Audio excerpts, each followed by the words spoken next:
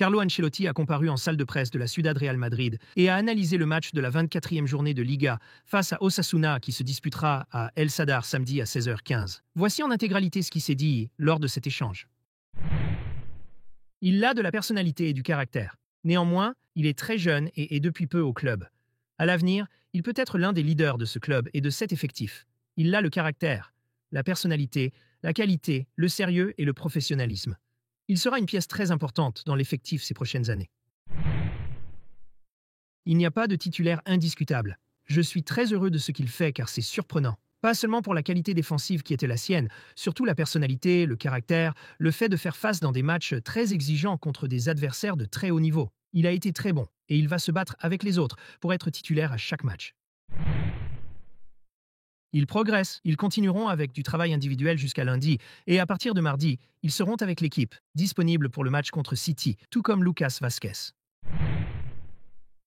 Je crois que Valverde va continuer à ce poste jusqu'à ce que Lucas Vázquez soit de retour. À ce poste, comme à un autre, Valverde apporte beaucoup. J'ai aimé son match contre City, et il aime jouer à ce poste. Nous continuerons avec lui demain. C'est une équipe qui comprend très bien quand il est temps de se serrer les coudes. Si pour demain, ils ne comprennent pas que c'est le moment d'être solidaires, car il y a une Liga très compétitive face à des adversaires très proches de nous, nous nous trompons. C'est un match vital.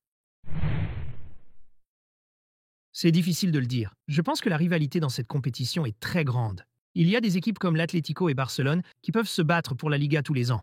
La gagner 2 fois de suite n'est pas si facile en raison de la compétitivité des adversaires. Suis-je fatigué de ce sujet? Oui. Cela me préoccupe-t-il? Non. Je le trouve heureux? Oui.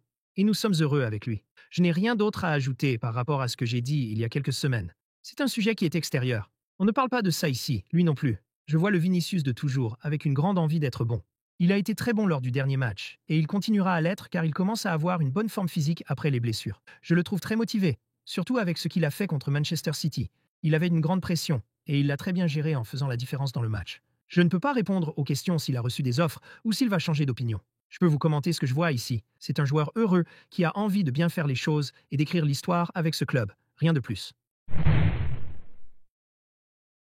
Cela ne me surprend pas qu'un pays investisse dans le football. L'Arabie Saoudite a tout le droit de préparer cette Coupe du Monde. L'objectif pour eux est d'investir dans le football pour être prêt pour la Coupe du Monde 2034. Rien de nouveau.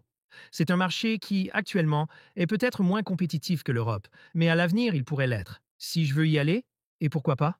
Le problème est de savoir si je veux continuer dans le football après le Real Madrid. Je n'aime pas aller à ce genre d'événement. Nous allons enfin savoir ce qui se passe. Le club a de bons auditeurs. Merci les amis d'avoir regardé cette conférence de presse. Donnez de la force à la chaîne en vous abonnant et en laissant un pouce bleu. Je vous dis à bientôt.